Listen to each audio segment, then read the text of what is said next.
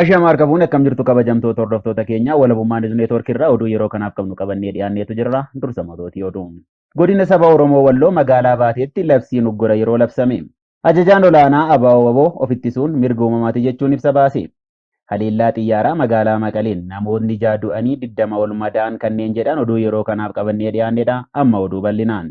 Godina saba Oromoo Walloo magaalaa Baateetti labsiin uggura yeroo labsame. Godina saba Oromoo Walloo magaalaa Baateetti labsiin uggura yeroo labsamu maddeen keenya naannichaa gabaasaniiru. Manni marii nageenyaa godina saba Oromoo Walloo aanaa Baatee labsii uggura yeroo sochii konkolaattota deddeebisa uummataa fi baajaajiiwwan irratti labsamuusaa bulchiinsi bilxiginnaanichaa ibseera jechuun maddeen himaniiru. Labsiin uggura yeroo sochii kun guyyaa Onkoloolessa-29 2021 galgala keessaa sa'a 12 irraa eegalee hojiirra akka oolee jiru beekameera. Sababa kanaanis namoota nagaa sakatta'uu doorsisuu fi sossodaachisuun hammaachaa dhufuusaa jiraattonni himataniiru. Labsichi sababa lolli humnoota ittisa Tigraay fi finxaaleeyyoota Amaaraa gidduutti adeemsifamaa jiru garasitti dhiyaateef ta'u jiraattonni kan himan yoo ta'u lolichis Walloo bakkeewwan garaagaraa keessatti babal'achaa kan jiruu fi fuulleffannaa waraanichaanis humni ittisa Tigraay injifannoo argachaa jiraachuutu himama. Walloo kibbaa magaalaa Kutaabarrii, Laga Amboo, Marsaa fi Xiixaa bakkeewwan jedhaman lafoota humni ittisa Tigraay torban kana keessa qabatame yeroo ta'u lolichi ammallee itti hammaachuun gara magaalaa Ollootaatti babal'achaa jiraachuu maddeen himuun waraanni raayyaa ittisa biyyaa danuun harka kennachaa jiraachuus miidiyaaleen Tigraay gabaasaniiru. Rabbi wallahi waan badooja kan ajaa'ibu nu warri matalaqaadha naannoo Amaaraa dhufanii isaaniif loluume dhugaa Rabbi na boochisaa turan anaa kana manni Amaaraa jechuudha wallahi milishaan Amaaraa na boochisaa ture na jechuudha si kabaja sillaattu kabaja tokkicha sillaattu amma ijoollee Oromoo baddee karaa deemu jirtu qottoodhaan namni akkamitti qottoodhaan ilma namaa gachiifsee qottoo qaxaaqatee qaama isaa achitti du'aa darba. Kan isaan kan dhufaniif Amaaraa jedhanii mootummaan galche. Qottoodhaan ilma namaa akkamitti namni qottoodhaan qaxaaqata qottoodhaan qaxaaqatee du'aa achi kaa'ee mansaara irraa fudhate. Mansaara irraa fudhatee si gargaara jedhanii mucicha xiqqaa tokko fa'aa waan ajaa'ibu mucicha xiqqaa tokko mansaara si gargaaraa fidi jedhanii indaganaa mansaara irraa fuudhanii dullaan ari'an. Gargaarsa soo jiraate wadda silaalii lawwayyaadha. Gargaarsi isaan namaaf laatan hin jiru. Majammaraa ta'an jira maqaa guyyaa jaha sana bule TDF dhufte TDF dhuftu isaanii na arganam yeroo na argan sibiiliin isaanii hawaasa biyya hawaasa Amaaraa kana nasaan ani tibeen amma hawaasa bakka harkalaadhe kan harkalaadhu maannoo naan jedhee an matalaakaa jennaan matalaakaa ay ammoo bakka natti horanii na qabanii indagana mansaaraalee ni jira jedhanii mansaaraa goddanyaa milishaa Amaaraa darbeeche mansaaraa lama na biratti hasanaa isaas nama biratti hafteeme ana lamaanuu fuudhee amma isaan na qabnaan tarakkabsiise indagana guyyaa ja'a qonqoo maleen taa'aadha qonqoo malee guyyaa ja'a achi edda saniin kaane achuman taa'a bakka achuman ciisa achi wallahi tanarratti gaa dhugaa Rabbi waan haadhaaf abbaan jechuudha haadhaaf abbaan naa godhan maaliif yoo ta'e guyyaa janaa waan nyaanne anuma qabnaan daabboo shifeerii hundi isaanii daabboo naaf laatanii indagana deebanii na fuudhanii makiina na haanii bakka geessanitti bakka nyaata dhugaatii tabooda dhugaa deebanii warra isaan hogganutti na geessan dubartiin isaanii wallahi bishaan naaf iddee qaama narraa dhiite oomo naaf iddee saabuna naaf iddee dhugaa Rabbiin waa san dubbachuuf amma yeroo eefan san booda bakka imimmaan narraan qorra dhugaa narraa dhiite akka ajaa'ibatti walitti uffata kanan qabu habiraan qaba uffata kana naaf laatanii Akka ibsa naannoo Tigraayitti humnoonni TPLF walloo kibbaatti naannoo magaalaa Dassee iddoowwan tarsiimamaa hedduu to'ataniiru. Kanaan wal qabatees hoogganaan TPLF Gabratsiyoon Gabra Mikaa'el jiraattota magaalaa Dassee fi naannoo ishee of eeggannoo cimaa akka godhaniif humnoota waraana biltiginnaa naannoo san socho'an humna ittisa Tigraayitti harka akka kennan akeekkachiisaniiru. በቅርቡ በደሴና ኮምቦልቻ ዙሪያ ሲካሄድ የነበረው ውጊያ የመጨረሻ ምዕራፍ መድረሱን ለመግለጽና ከዚህ ጋር በተያያዘ መልእክት ለማስተላለፍ ነው። ሰሞኑ በአካባቢው ከፍተኛ ውጊያ እየተካሄደ እንደቆየ ሁሉም የሚከታተለው የነበረ ነው። የውጊያ ተፈልጎ ሳይሆን በተደጋጋሚ እንደምንገልጸው በሰላም ይፈታ ብለን ደጋግመን ጠይቀን የኃይል አምላኪዎች ግን ውጊያውን ለማስቀጠል ስለወሰኑ ያለን አማራጭ ጠላቶቻችንን በኃይል መደምሰስ ስለሆነ ነው ውጊያው የገባ ነው። ሰሞኑ ጠላት ያለውና የሌለው ኃይሉን በማንቀሳቀስ ከፍተኛ ውጊያ ሲያካሂድ ነው የቆየው። ቱርፉ ግን ውድመት፣ ኪሳራ፣ እልቂት ነው የሆነ ያለው። አሁንም የትግራይ ሰራዊት ግስጋሴ ማስቆም እንደማይችል በድጋሚ ተረጋግጧል። ከዚህ ጋር በተያያዘ አንዱ መልእክት ማስተላለፍ የምንፈልገው በደሴ ኮምቦልቻ እና በዙሪያ ያሉት ህዝቦችን በሚመለከት ነው። እዚህ ያላችሁ ነዋሪዎች ከሁሉም በላይ አትረበሹ፣ አትዋከቡ፣ ከተማውን ለቃችሁም አትውጡ፣ ተረጋግታችሁ ተቀመጡ፣ ላላስፈላጊ ምስቅልቅል ራሳችሁን አትዳርጉ ማለት እንፈልጋለን። የትስ ነው የምትሄዱት? የት ላይ ነው የምታቆሙት? ከዛስ የትግራይ ሰራዊት የኢህአዴግ ሰራዊት ሲባል እንደነበረው ብሶት የወለደው ሰራዊት ነው። የትግራይ ህዝብ በደል ደርሶበት ግፍ በከፍተኛ ደረጃ ደርሶበት ይህን አይቶ የተነሳ በውሸት ትርክት ሳይሆን ለደሞዝም ብሎም ሳይሆን ለዓላማ የተሰለፈ የትግራይ ህዝብ ራሱን በራሱ የማስተዳደር መብቱ ተነጥቆ ህገ መንግስት ተረግጦ እንደ ህዝብ ተዋርዶ ተገፍቶ በአገሩ ሁለተኛ ዜጋ ሆኖ ከዛም አልፎ የትግራይ ሴቶች በሚዘገንን በሰው መሳይ አውሬዎች ተደፍረው ህዝቡ ሲጨፈጨፍ፣ ንብረቱ ሲወድም፣ ሲዘረፍ፣ ተቋማቱ ሲፈርሱ በራሱ ተነሳሽነት ጠላቶችን ለመቅበር መብቱን በእጁ ለማስገባት በንቃት በቁርጠኝነት ለመስዋዕትነት የተሰለፈ ብሶት የወለደው ታጋይ ነው። ለዚህም ነው ብርቱ ሲበዛ ቆራጥ ጀግናም የሆነው። ወገኑን ጠብቆ ለይቶ ጠላቱንም አይቶ የሚዋጋ የዓላማ ታጋይ ነው። ስለሆነም የትግራይ ህዝብና ሰራዊት እንደ ህዝብ ጠላት የሚሉት የላቸውም። አማራ እንደ ህዝብ ጠላት ተብለሃል፣ ትጨፈጨፋለህ የሚሉ ሲያደነቁሩ የከረሙት አምባገነኖች፣ መሬት አስፋፊዎች፣ ስልጣን ፈላጊዎች አንተን በማነሳሳት ኃይል በማሰባሰብ ለማገዳደል ትግራይን ማጨረስ የተለየ እኩይ ሴራ ነው። የትግራይ ጠላቶች የትግራይ ህዝብ የትግራይ ህዝብ ከምድረ ገጽ ለማጥፋት የወረው የንግዳወዱ የዘረፉ ሳይፈጽሙ ትግራይ ረሃብ እንዲሞት ፈሩ ተጥናው የሚደበዱ የፋሽስታዊ ቡድን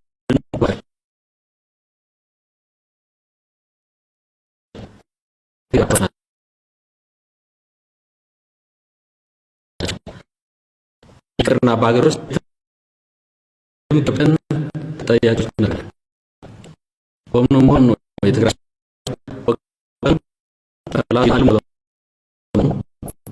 በቦታ በአማራ ህዝብ እንደ ህዝብ ድጋፍ እያገኘ ጠላቶችን እየደመሰሰ እየገሰገሰ ያለው። ስለዚህም የደሴ የኮምቦልቻና አካባቢው ዙሪያ የምትገኙ ነዋሪዎች ተረጋጉ፣ አትረበሹ። ብሶት የወለደው የትግራይ ሰራዊት በህዝብ ላይ የሚፈጽመው ግፍ ቂም በቀል የለውም። ይልቁንስ በየአካባቢው ጉዳት እንዳይደርስባችሁ ተገቢው ጥንቃቄ አድርጉ። ከተሞቻችሁ የጦር አውድማ ሆነው እንዳይፈርሱ ለራሳችሁና ለከተማችሁ ብላችሁ ተገቢው ጥንቃቄ አድርጉ። ከተማ ውስጥ ሆኖ ቤት ሆኖ የሚተኩስ እንዳይኖር ተገቢው እርምጃ ወሰዱ። መሳሪያ የያዘ አባሩት፣ እርምጃ ወሰዱ። የየአካባቢያችሁ የጸጥታ ኃላፊነት ወሰዱ። ራሳችሁን ማስተዳደሩ። ሰራዊታችን አስፈላጊው ድጋፍ ደግሞ ያደርግላችኋል። እናንተም እንደሌላው ህዝብ ትብብራችሁን ግለጹለት፣ ደግፉት።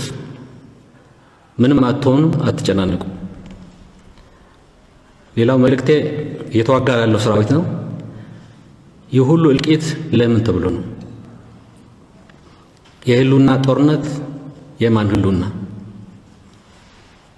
የጨለማ ዘመን ከሚሉት አውጥተው አገር በሙሉ ሰላሙን አሳጥተው ወደ ጦርነት ለከተቱን አገሪቱ የዓለም መነጋገሪያ ብቻ ሳይሆን ማፈሪያ፣ መሳቂያ፣ መሳለቂያ ያላደረጉት ነው የምታልቀው።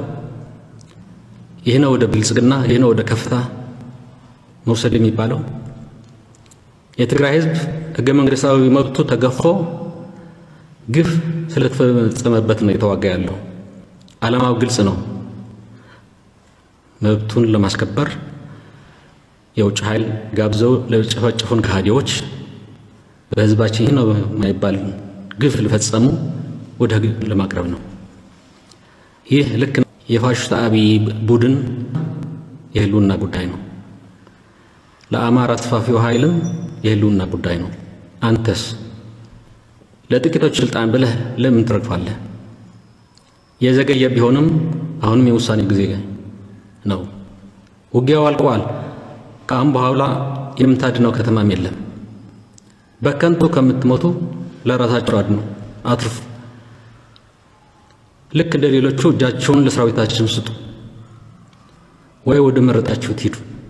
እልቂቱ ይቁም፣ ወስኑ፣ ጊዜ የለም። ሌላው መልእክት ለሁሉም ብሔር ብሔረሰብና ህዝብ ነው። የፖለቲካ ልዩነት በፖለቲካ ነው የሚፈታው ብለናል። ግጭቱ በሰላም ይፈታ ብለን ደጋግመን አሳውቀናል። ህገ መንግስት ረግጦ የብሔር ፌዴራሊዝም በማፍረሱ ነው ከትግራይ እየተጋጨ ያለው። ሌላ ምስጢር የለውም። መብታችን ረግጦ የውጭ ኃይል ጋብዞ የትግራይ ህዝብ ለማጥፋት ነው ይዘመተብን። ልክ እንደ ደርግ ዘመን ሐውዜን የትግራይ ከተሞች በአየር ኃይሉ እየተደበደቡ ናቸው። በብልጽግናና በትምክህት ኃይል አገር እየፈረሰ ነው የሚገኘው። ለአምባገነን መንግስት ብላችሁ ልጆቻችሁ በማይሆን ጦርነት ከታችኋል። እድሜያቸው ለትምህርት እንጂ ለጦርነት ያልደረሱ ህፃናት እያስገባችሁ እያለቁ ናቸው። ልጆቻችሁን ሰብስቡ። ያለ እድሜያቸው በማያውቁት ጦርነት ገብተው እያለቀሱ ነው የሚገኙት። ወታደር የሥራ ዕድል ሆኖ ህፃናት በለጋ እድሜያቸው እየተቀጩ ይገኛሉ። ሰላም ሳይሆን ጦርነት፣ ልማት ሳይሆን ድህነት ችግር ላመጣላችሁ በቃህ በሉት። እንደ ዱቄት ተበትነዋል እያለ ሲዋሽ የነበረው ተጠያቂ አድርጉት።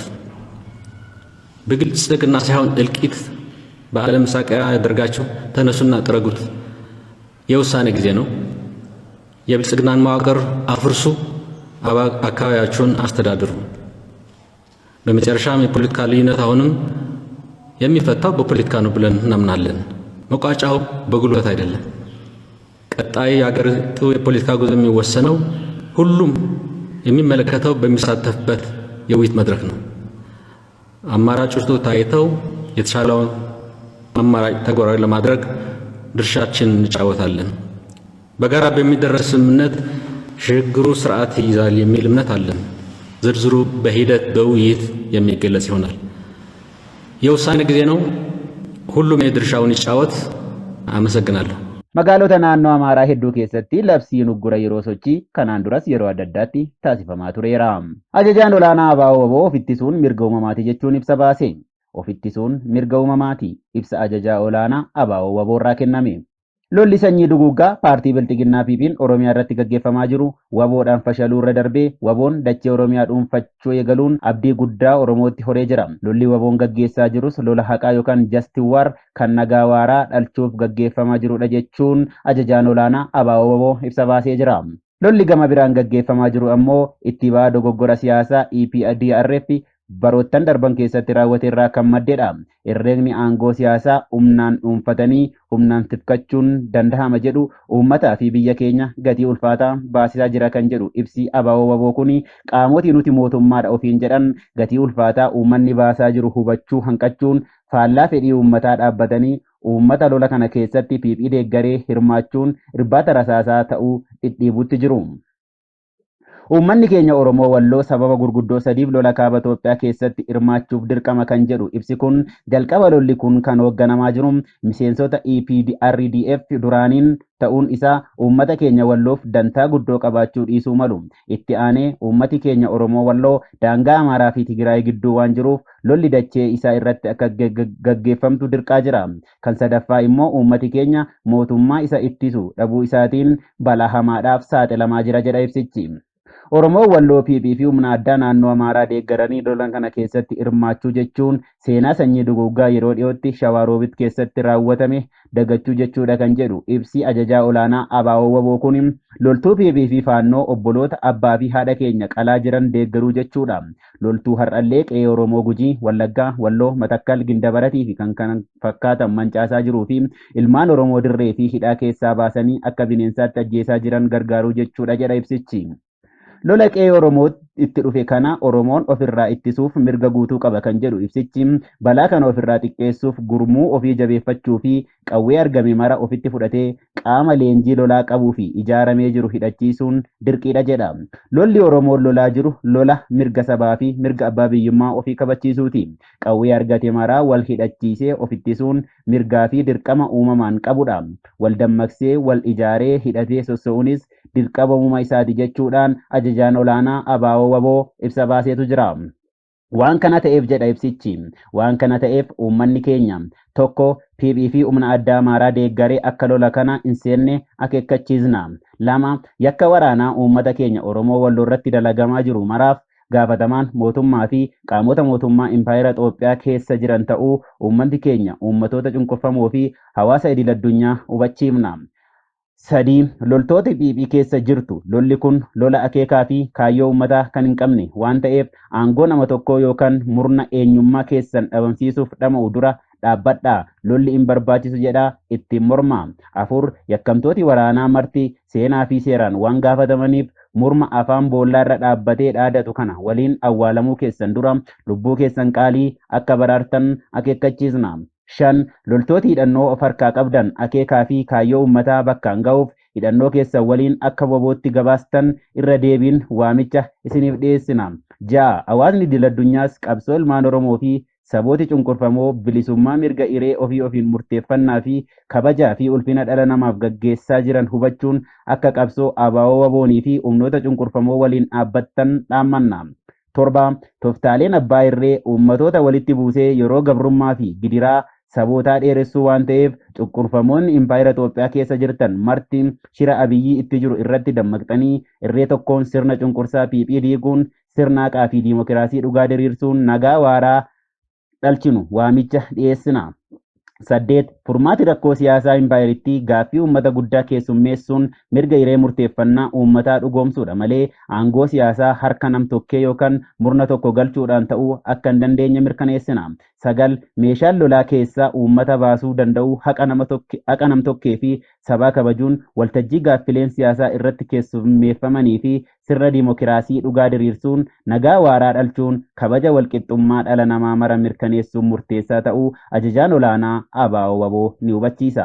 Haala sirni bulchiinsa haqaa uummataaf hin tolfamne keessatti uummanni balaa irraa of baraaruuf ijaaramee sossa'uun mirgaa fi dirqama uummataati. Injifannoo uummata Oromoof ajajaa olaanaa ABO Onkoloolessa 2021.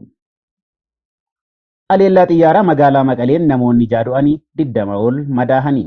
Humni qilleensaa waraana Itoophiyaa magaalaa guddoo naannoo Tigraay Maqaleetti aleellaa qilleensaa kamisa raawwateen namoonni 6 ajjeefamanii 20 ol madaa'uun gabaafame. Qilleensaan tajaajila yeroo balaa hospitaala Aayidar Abbabee Haftuu tajaajila BBC Tigiriinyaaf yaada kennaniin namoota aleellaa kanaan miidhaman 27 wal'aanaa akka jiran himaniiru. Akkasumas aleellaa kanaan daa'imman dabalatee namoonni 6 akka du'anis himaniiru. Miidhaa namoota nagaa irratti haleellaa kanaan qaqqabe ilaalchisee mootummaan Itoophiyaa hanga ammaatti waan jedhe hin qabu. Dubbii himaan TPLF obbo Geetaachoo Raddaa Gamasaatiin haleellaan xiyyaaraa Maqaleetti akka gaggeeffame himuun miseensonni maatii lama hunduu sababa haleellaa qilleensaa kanaan ajjeefamuu suuraa mana haleellaa kanaan miidhame waliin maxxansaniiru. Gareen ittisa humna qilleensaa keenya jeettii diinaaf deebii kennaa jira jechuun fuula tiwiitarii isaanii irrattis ibsaniiru. Haleellaan xiyyaaraa mootummaan Itoophiyaa dhiyeenya naannoo Tigraay keessatti taasisu kun torban lammaffaa isaa kan qabate yoo ta'u, raawwii kanaan lammiileen Tigraay hedduun miidhaa adda addaaf saaxilamaa jiraachuun gabaafamaa jira. Haleellaan qilleensaa kun wayita humnoonni Tigraay fi raayyaan ittisaa Itoophiyaa naannoo Amaaraa kibba Walloo keessatti lola jabaa jiranitti raawwatamaa jira.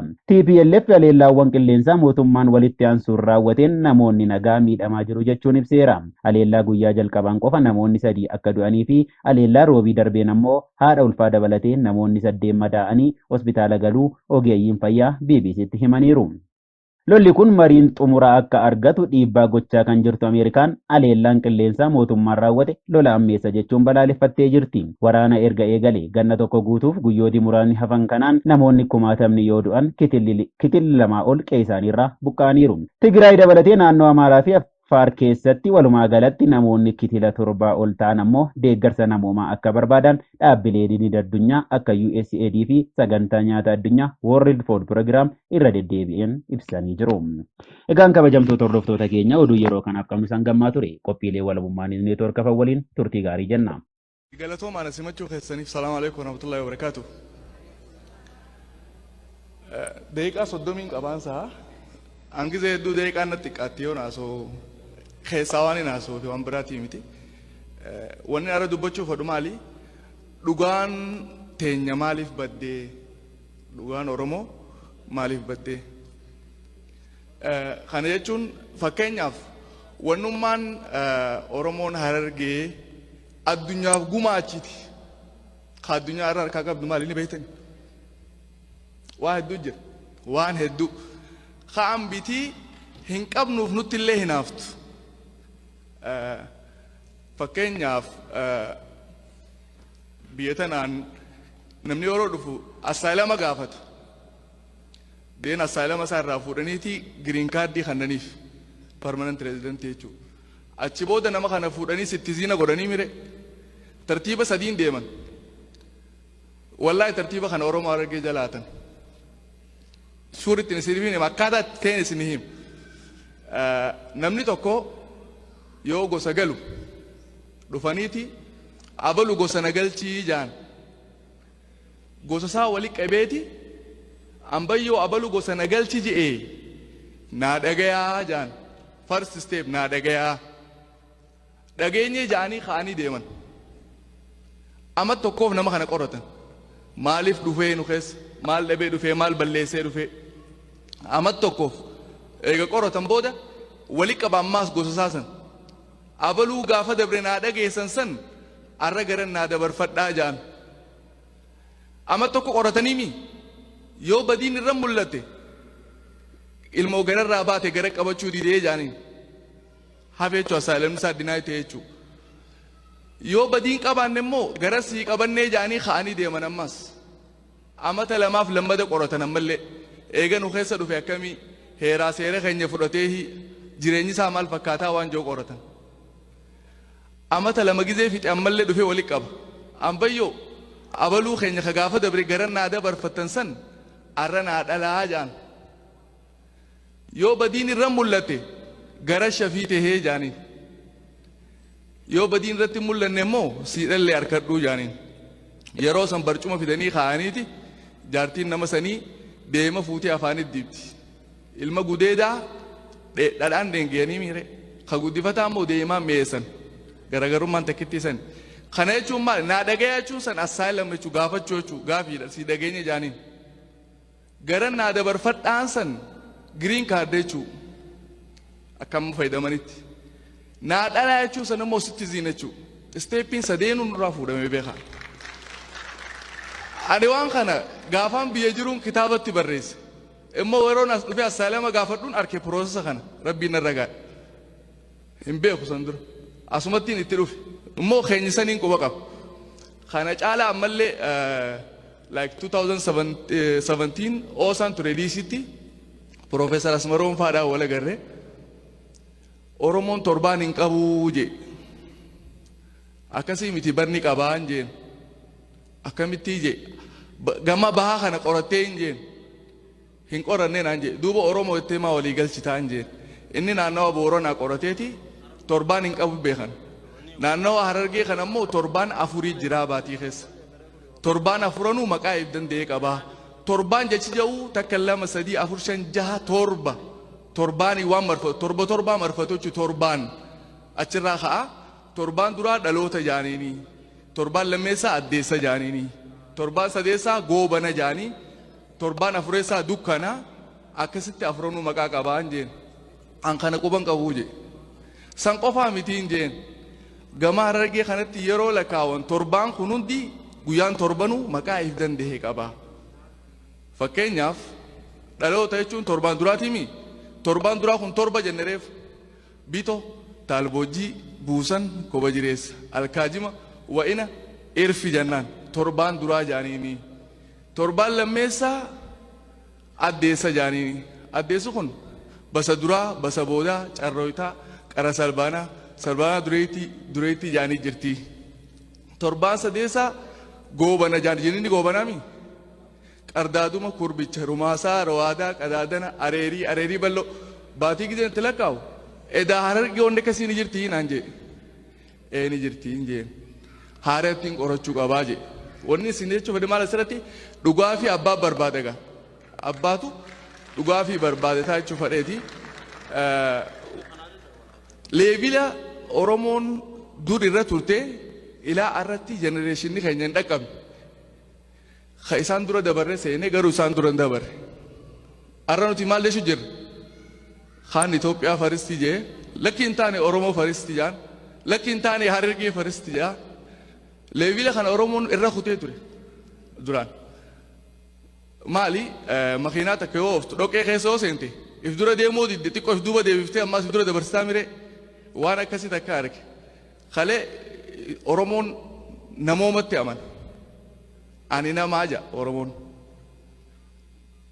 osoo akkana gadi hin buusin jechuu sandinnaani isin Itoophiyaadhaaf fudhadhaa jennaan lakkii an Oromoodhaafi xiqqoo if duuba siisee jechuu makiinaa ammallee if dura deebisuu qaba nuti Afriikaadha jenna Afriikaa faristenneeti Afriikaa faristira dabarsinee bakka dura abbootiin teenya qabatte gartee namaa kaja'u achirra deebin ani namaa sadarkaa jiru maaliif hortee ilma namaa achirraa dhufaa mire yeroo lakkaawwate ilmi namaa walitti hin galu nuu hitti olii galee achirraa adami galaa mire Oromoo jenne Oromoo haxabbooti xabboo waaqoo daadhii uttee bittee walaabuu jillicha dawaarii oofaa sharaa haad rooboo doodii xabboo mormoor maamma warar waayif dhoodaa marrii galaan waado shankar iram jeebuu battaan kanoobaan noobaan kana biyya laanuufi نبي الله نو خلمك لما خيرة ديرت خمك ليل مكليل خانوك أنو خانوش أنوش خشيس شيس خادم آدم خبيجيت أورمون أكره لكاوت سناف نما أجانوش أورمون نمو مرك أبتهجو أورمون ريف ورقات كنا سرد دبيسه والددا أرارا مال خجو أمتي لولا الرفين تل لولا أرارا جا أورمون لولا بودا أرارت أمان أورمون هبشان لولا بودا بلّيسوت أمانتي خنانا متي خجي قرطها بيجي إنجليز خلولا ميلي كيوجين لولا جاما بها خنانا راوته ميهون در تيرماتي ميلي كيوجين دونالد سميث جاني إساتو جي أورمون لولا بودا أرارت أمانتي ميلي لولا بودا بلّيسوت أمانا حواسا سن يوم وه نبلّيس جنريشن سن أورمون مو نمني even واني سيمبيتن هم يو نمني لما ولله إذا تقول تندرما أورمون يو إذا تندرما شوف تله أبو دي ساخا إني نمامي جان إني نمامي تي نانو كدوفو جان نانو برادة متى بلو إذا واليمن أورمون مو سنينكا إني نمامي تي هيجا لقوا أورمون تنابي وني نما يشوف هذا مالي ليفيلي خينيا بكيت ديمو قبل نما خجوا سير ردكو قبلنا مخينا لو كيس تيجي ديف دوبا ديف سني فزور أوفيس نما جرتي بعد ديفين أوروما فريستيرة تيمو نما رت ديفو قبلنا خان الدنيا وني تجعلن خاله السلام الدنيا فهنو ثرت أورومون karaa ambaree fuuta naa dhagayaa gara naa dabarfadhaa naa dhalaa isin hin jeessaniin jechuudha. Araar qaboos akkatti araara buufattu qabdi Oromoon. Naannoo Harargee kanatti namni amma yoo nama ajjeese ajjechaan gosa sadii taseessa batteessaa fi dhima jaaniin. Taseessa jechuun namni lama wal lolee tokko tokkotti yoo darbatee onni san nama biraa dhoyte. Tasa nama san dheemi leebila itti ilaalamuu qaba taseessaa jaaniin. Namni lama magaalaa waliin bahee akka nasiibaatti yoo ol lole achumatti haluun qabne jechuudha. Waan achitti uumamemi batteessaa jaaniin battaluma waan uumame jechuudha. Leebila itti ilaalamuu qaba kunis. Dhima jaanii namni lama ol lolee na eeggadhu jee halkan buuca qabatee takka mancaa qabatee dhokotee gartee itti qophaa'ee nama sarratti haaluu ba'a. Dhimaa jaaniin kan. Addunyaallee har'a oomisaniin sarara ilaalaa jirti akka. Kunis kan eenyuma beekaa. Si galte namni tokko yoo wal ajjeesallee akkaataa itti dhiiga baafatu qaba. Waan abbaa keetiitti siimu jira bee. Waan abaabileen ta'e qabaachuu turteen siimu jira. Dhiiga akkamitti baafata. Si galte namni tokko nama ajjeese tartiiba sadii qabaachitti illee labii kafan imimmattii fi agaajuma jaanii jira. Labii kafan jechuun namni tokko yeroo inni du'e horii tokko qalanii nama saniin awwaalan. Labii kafan jaanii san booda taaziyaa ta'an jechuudha. Achi booda guyyaa 15 booda loon 15 horii deemuu hin dandeenye warra nama irraa du'e saniif fidan. Imimmattii jaaniin imimmaa warra sanii qoysuuf 15 kun. Achi booda baatii muraasatti qabataniiti loon har'a dhalates akka takkaan lakkaawamaa fi 85 fidanii dhufan. Kana agaajuma jaaniin 85. 85 agaajumaatii fi 15 imimmattii walitti meeqa? Dhibba gumaan nama tokko horii dhibbaa Oromoon achirra kaayate. Kuni qarooma abbaan kee kalee qabaachuu ture ka'aate irra quban qabne jechuudha. You have to find a lot about Oromos. Waan Oromoo hedduudhaan hafa jechuu fedheetu wanni irra haasa'uu qabnu. Kalee Oromoon akkamitti if beekaa yoo akka Oromootti fudhanneetu akkamiin naannoo isaa beekaa. Uummanni hoo Oromoo akkamiin beekaa waan jedhu ilaaluu qabna. Fakkeenyaaf an kan yaadadhu social study kutaa 7 gubbatti akka amma baasanitti jechuudha gaafa anjolee achi gubba maal jaa Oromoon bishaan irraa akka dhufe barreessa. Yaada san abba bareefa barreesse barreessitoota uummata Habashaa jechuudha. Oromoonis an bishaan irraa hin dhufee jee aman. An bishaanuma irraa hin dhufee jee aman Oromoonis. Isaanis beekaati isaan negatiif godhuu fedhan. Garuu dubbiitu dubbii dhugaati dhugaa Oromoo bati.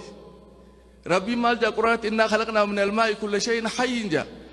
Bishaan irraa waa hunda uumne jaa. Dachii irraa uumame yoo ta'e dachiin tun bishaan irraa uumamti.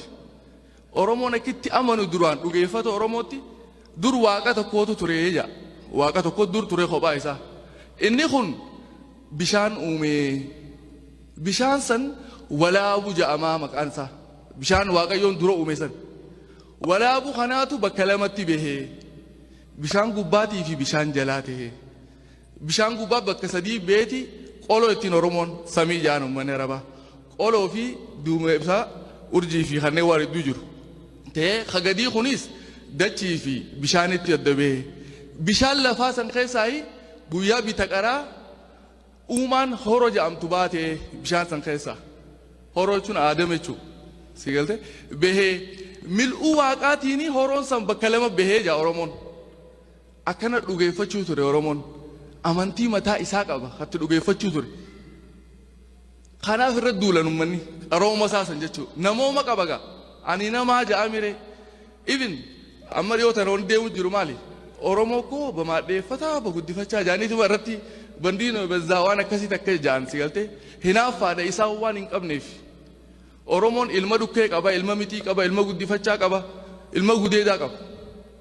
Si galte ilma mitii jechuun hadhaalanii firraa darbanii lafaa fuutee guddifattu jechuudha. Yoo raala baate harkitee mitii irra deemtu fuutee guddifatte ilma mitii ilma kiyya jee fudhata. Namooma beekaa. Ilma dhukkee jechuun duula ganda tokko deemanii yeroo ganda san cabsan namni ilmoo facaasee fiigaa mire ilmoo san ilmoo diinaati jee ilmoon bofaa bofa jeen ajjeesu Oromoon ilma dhukkee jee fudhee maxxanfata. Sigate ilmo guddifachaa hakaree hundana tartiibatti seenan san asaalama siinee masan ha gudeedaa ha jaartii irraa dhal. Sigalte namooma akkanaa kana qabaachuu ture Oromoon. Even ilma funyooti jira. Ilma funyoo jechuu dhageessanii? The unique Oromoo keessa malee addunyaa kanarratti mul'atee hin beeku. Oromoo keessa malee ilmi funyoo. Ilma funyoo jechuun funyoo ni beekanii mire haadee jechuudha. Abbaan kiyya ana qofa yoo qabaate namni tokko dhufee ana na ajjeese. Abbaan kiyya ilma malee hafee bara. Gosatti iyyata. Gosti tan gosa gurbaa sanii yaamaniiti abaluun keessan hidda nu ciree nu haa adabamuu jaan. Adabbiin Oromoo nama ajjeesanii ajjeesan. Leevila saalaalanii jechuun akkaataa saalaalanii. Kana namni kun dhugaadha balleessee haa ajjeefamuu jetti gosti nama sanii gaa. Ana baaxilin ajjeesee mire. Yeroo nama kana ajjeesuuf fannisan ni fannisan.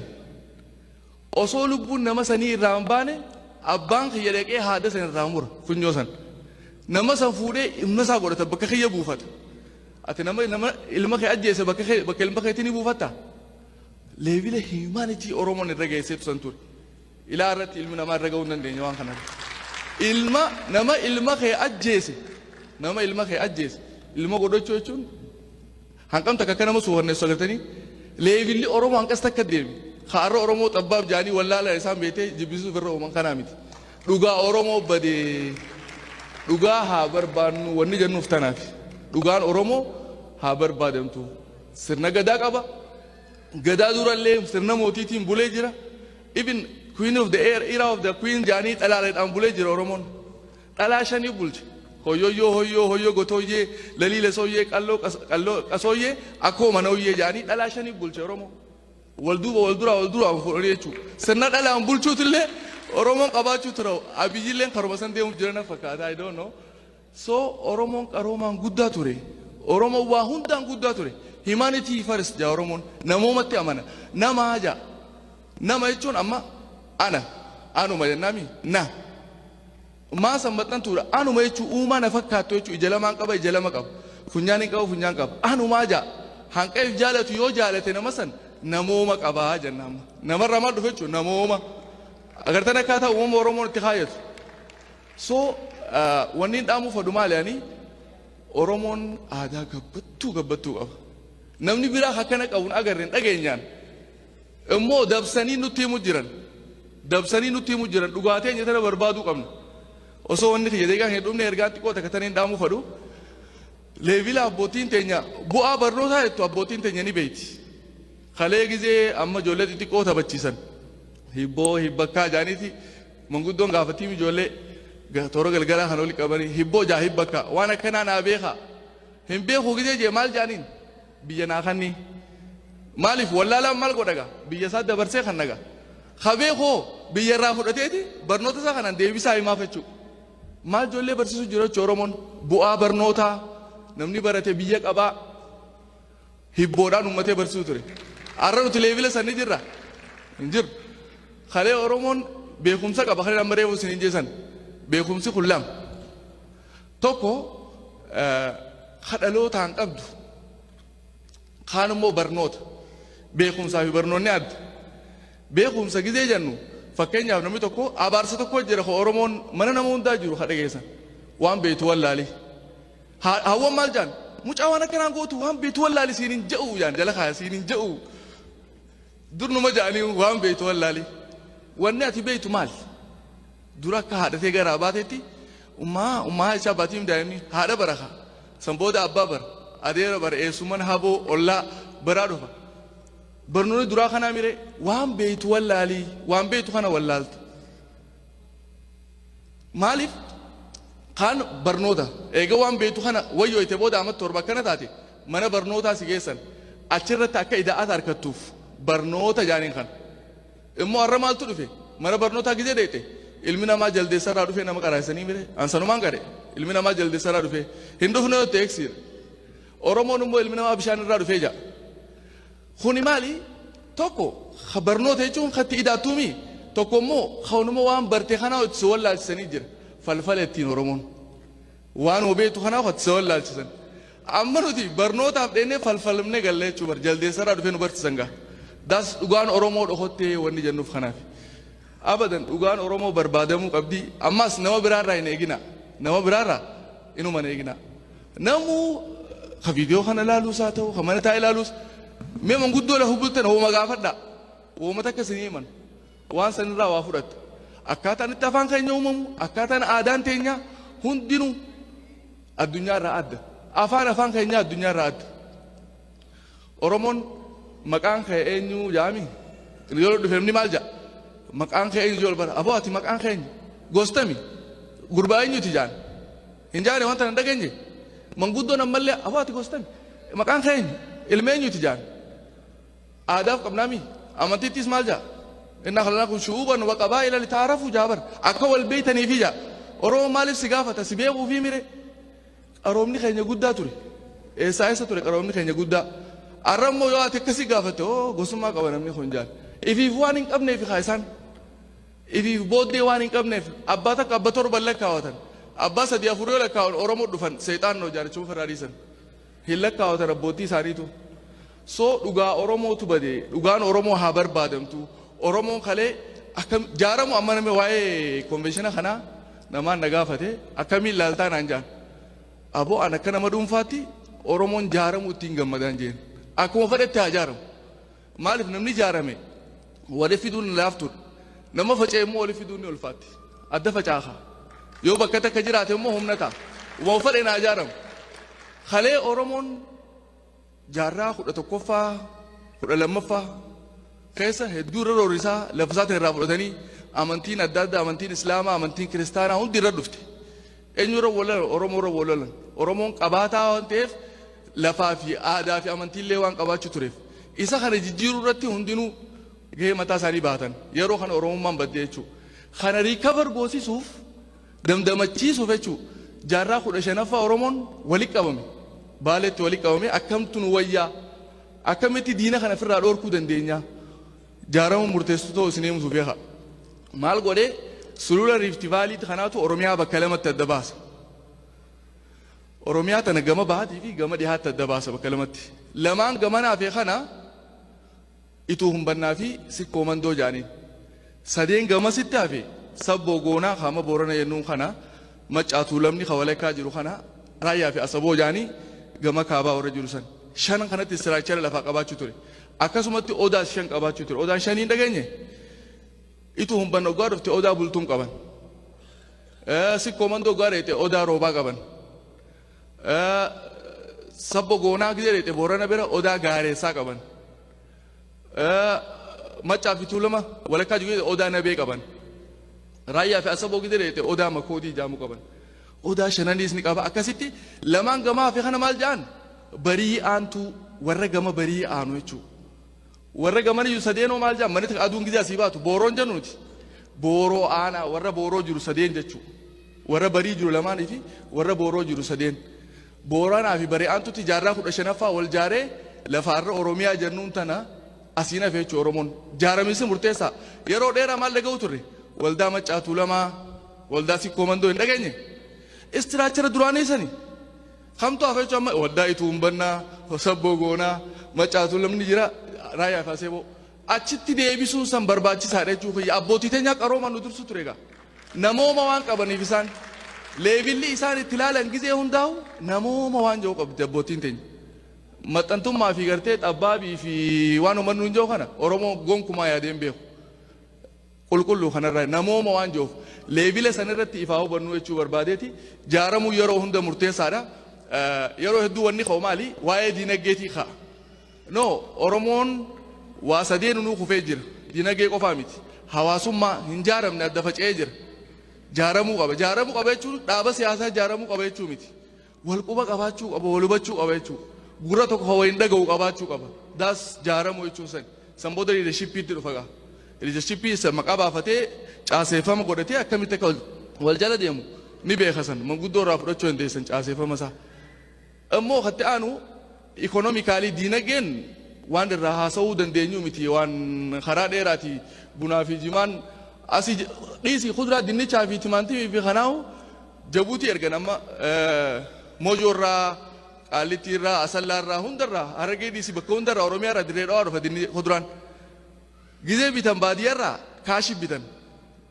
daldaltoonni kan jechuudha eega qafiira dhufe booda Somaaleen dhuftee qafiira irraa fuuti maaliin fuuti liqiin achirraa eegalti fuudhanii jabuutii geessanii gurguranii maallaqa yoo fedhan ni bade jaan yoo fedhan akka fedhan jaanni maallaqa san gad deebisan lakki akkasin goonu nuti maaliif hin daldallee jetteeti naggaadeen teenya fi eegalte Jabuutii geessu gizee dinnichaa fi timaantiin makiinaan fe'amee Jabuutii dhaqe gumruuka Jabuutii keessa tursiisan beekaa waraqaan maarreen dhumne dikiraasiyoonni dhumne maarreen dhumne jaaniin timaantii fi dinnichaan guyyaa lama makiinaa keessa taa'ee jechuun bishaan baase aboo kasaarree nuti isaanuma jala dalaganne firraan dandeenyu jaan teeknikaalee hawaasa keenya toorchu goran jechuudha. Lagni raamisa akkamii akka ijaarame akkamitti akka diigames ni beektan. Arra haa ijaaramu jira Oromoon amata 27 duroomo manguddoon laga raamisettee ijaartee jirti Booranaa Bareentuu jaanii ijaaranii jiran garuu rakkinni jiru maali? Nuutu ifiif wal diigaa wal jaarraa hadiigus nuti maaliif dubbiin waan beetu wal laaliisanigaa if baruu qabna gaafaan an if bare obboleessi qiyyaas if bare sanbooda wal barreechuun lamaan an osoon if hin barre yoo isa barbaaden ta'u waan fokkottuu taate jechuudha. Sigalte so if barbaadu qabna if barbaadu fummo seenatti deebi'a Oromoon halee akkam ture akkamitti if beekuu ture sigalte maalummaa Oromoo kana Oromoo jechuun maali gadaa jechuun maali hiikan qabu maquma akkanuma deemu hiikaa qaba hundinuu amma Soomaalee yote irraa ilmoo jechuun Soomaal wayyaanee jechuun shiftaa jechuun amma raayyaa fi asaboo qadamaa wayyaanee jaanitti Tigiroonni abbootii teenya isaan irraa dhaallee jaan nuti daagamaa wayyaaneedhaaf hin jaamallee zeenaa ifaan nuti shiftaa lammeessaati shiftaan duraa isaan bara 1928 Haile Sillaaseen xiyyaaraan isaan tumeega sigaltee raayyaa fi asaboo jechuun even gaafa xaaliyaan dhufee xaaliyaan gizee biyyeeraa deebisan abbichuu dhageessanii tulamaa kan abbichuu nagaa nagaa reerra marmaariini achittuu nagaa nagaa qoreensi waraanii jaan wallee keessatti abbichuun san goota xaaliyaanii wajji duuluu ture xaaliyaan deebisuuf deemuu ture Oromoon raayyaa fi asaboo immoo xaaliyaan kana jaalatanii Haile Sillaasee dha'uu turan maaliif